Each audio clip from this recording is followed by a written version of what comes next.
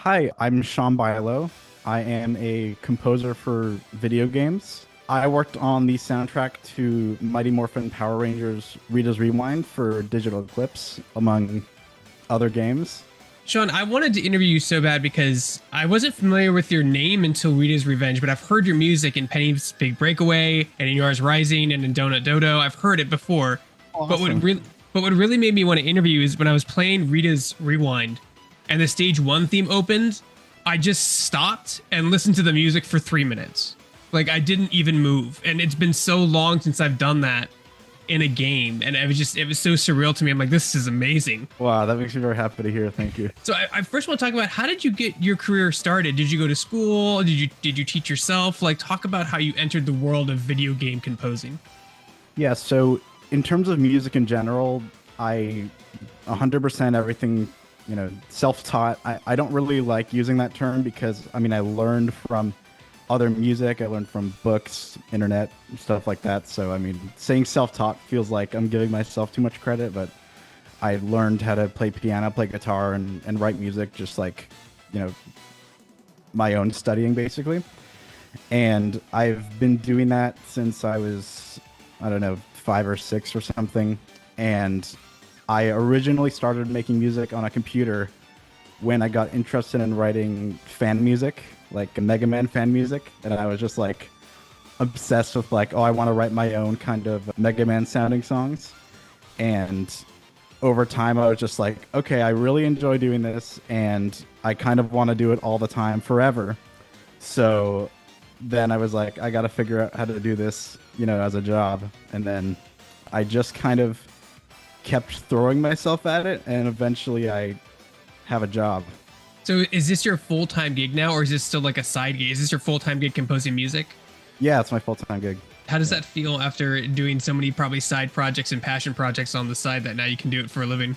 It's surreal, and every single day I'm like so grateful for it, and I just do everything I can to keep it going because there's nothing guaranteeing that this will be going how it is forever. So Yeah, I mean, the industry has its ups and downs for sure. absolutely. Let's talk about your first paid gig in the industry. Can you recall that, the first time you were paid to make music for a video game? It's hard to say because I did so many very small commissions early on for like a bunch of random projects. Sometimes it was like, make this one song for this game I may or may not make or something like that. But Right. but I would say that the first game that I worked on that actually released and kind of did anything was Donut Dodo. That was the first one. And then, like, how did you come about that job? Was it like a recommendation? Did you apply blindly? Yes, so me and the developer had actually been working on a different game like a few years ago. He reached out to me and was like, let's try to work on this game. And then the game just kind of fizzled out and, nothing came of it. And then a couple years later, we were just like, hey, let's like do something together again. And this time we were like, we'll just do a really small scope project and we're not going to charge money for it. It's none of us will have any money in it. It'll just be like a random thing for fun. And then as we kept doing it, we're like, oh, maybe this is something, maybe this can be like a real game. And, then it came out and people loved it. And it became very popular in kind of niche subsection of the market. And that was amazing because we just made it like for fun. We were literally going to put it up for free. That's wild. And how did that lead? How did the Donut Dodo game lead to Rita's Rewind? Lots of people at Digital Eclipse played the game. And, Digital Eclipse does lots of stuff in the kind of arcade world. So it makes sense that's the kind of game they would, gravitate towards. But it's pretty funny because Donut Dodo and Power Rangers are like not compatible at all, you would think. So it's kind of funny that it actually did come directly from Donut Dodo. But they were just kind of like, they trusted me to, do my thing, even though I don't have that much on my portfolio that would indicate that I could do a Power Rangers game, but they placed a lot of trust on me, and it worked out. So let's talk about your inspirations for this game. When I was playing it, like there was a lot of throwback to the Super Nintendo game that everyone has very fond memories of. But me especially, that Konami influence to me just came out Like I mean, you're talking about the old school Teenage Mutant Ninja Turtles games, Sunset Riders. Like I just heard that in your music. Was that some of your inspirations?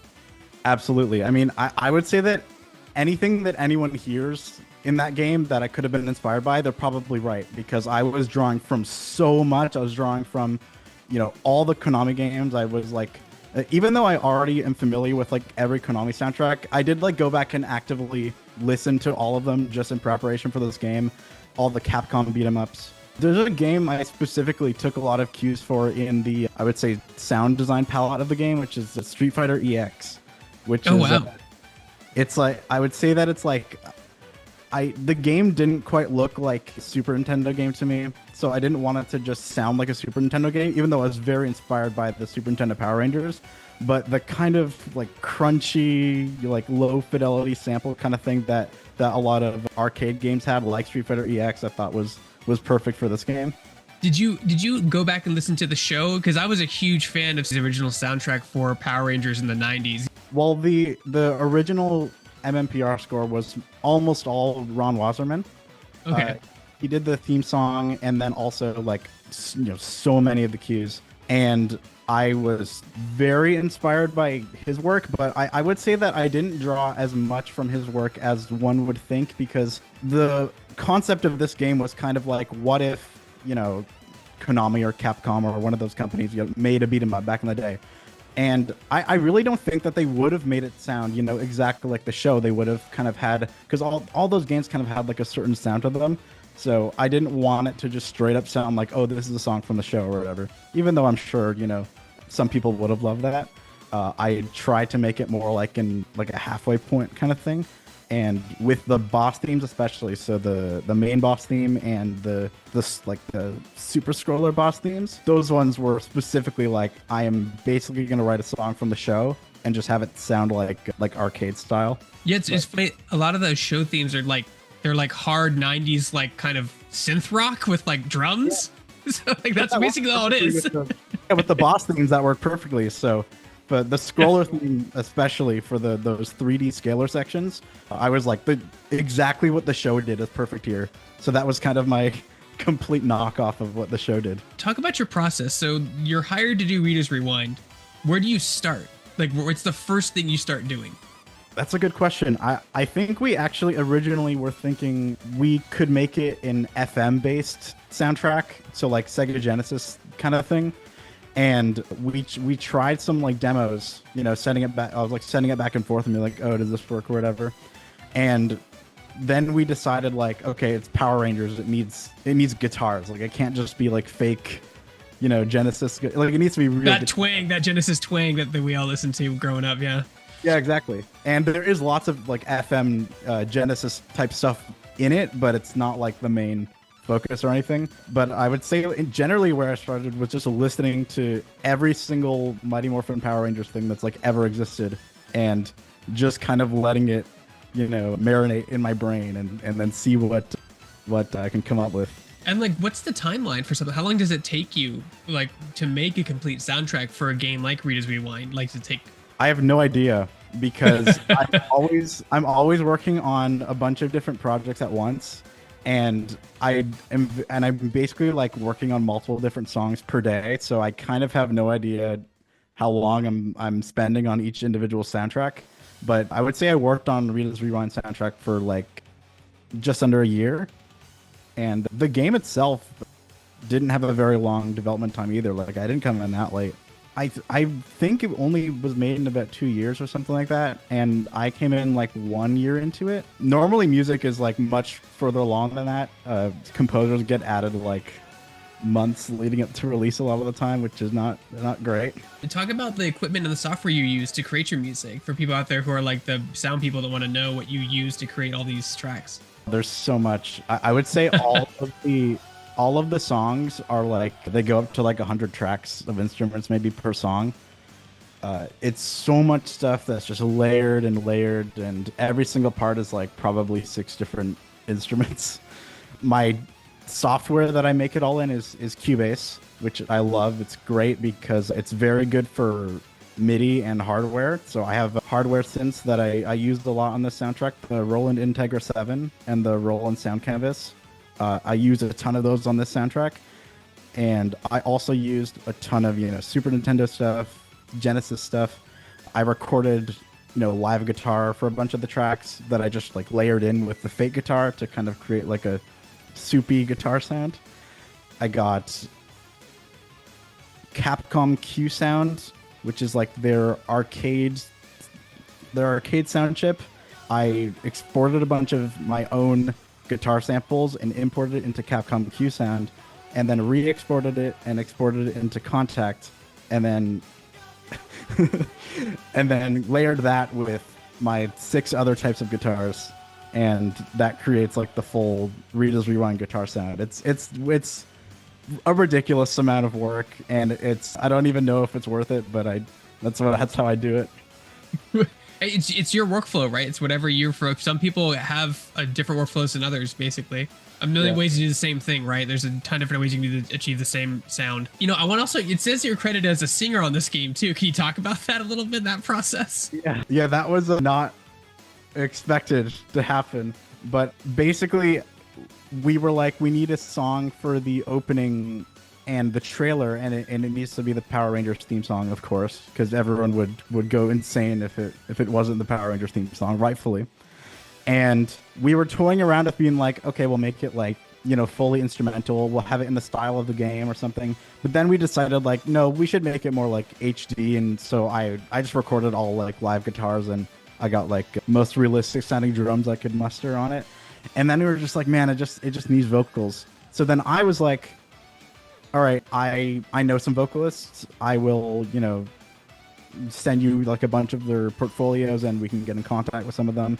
And they were listening to the demos and like, oh yeah, this stuff is good. But for whatever reason, we just didn't really get around to actually doing the paperwork for like bringing on a vocalist. And before I knew it, the trailer was like due in like a week. And so I was like, okay, we don't have a singer. I hope we can bring on a singer, but if we can't, I'm just going to record some temporary vocals, just in case we can't find a singer. And we never got a singer. So it's just me. And I'm not a very good singer. Go, go, Power Rangers! Go, go, Power Rangers! Go, go, Power Rangers! Mighty Morphin Power Rangers! Sometimes it happens. It just happens. And the hilarious thing to me, I found this out after, is what happened with the original Power Rangers theme is Ron Wasserman was told, make this, we need this song done by like tomorrow. So like make it right now. And then he was like, okay, it's like Power Rangers. I got to have the word go go in it. Okay. Right. Yeah. The lyrics are very simple. Well, they specifically said, we want you to use go go in it because they had success with the go go gadget for Inspector Gadget. That show is so old, but just hilarious. It's so old at that time. So they were like, yeah, use go go, whatever. And then he was like, all right, and he wrote the whole thing in like 2 hours, and then he played the instruments and sung it and everything. And then he sent it off, and he's like, all right, just a stupid song. And then he went to do his other work. And then the next day they came back to him and they were like, Fox loves it. And he was like, oh, great. Like, who are we going to get to sing it? And they were like, no, Fox loves it. You don't touch it now. You're the singer. You don't touch. Yeah, I've heard that note before. Don't touch it. It's perfect. Yeah. So the situation with Rita's Rewind ended up being pretty similar to that. And I didn't even know that was the story with it before, except in this case, they didn't tell me to not touch it. We just didn't have time. Oh, that's funny. That's really funny. I mean, I wonder if it was the same for those vocal songs in the show in the 90s too. You know, the ones that they always play during the fight scenes, not just the music, there's actually vocals. Is that the original composer as well? Oh yeah. Well, I think what happened with those is they just liked his singing on the main theme. So he was just like, so they were like, all right, just do the singing for the rest of the songs too. And he was like, okay. But it all came from, that theme song. That's so wild. Yeah, the history of that show is convoluted and super interesting at the same time. It's very, very interesting. Yeah. The series, it continues today. One of the few IPs from the 90s that still are, was it Super Sentai is what they used to call it, right? Was the genre?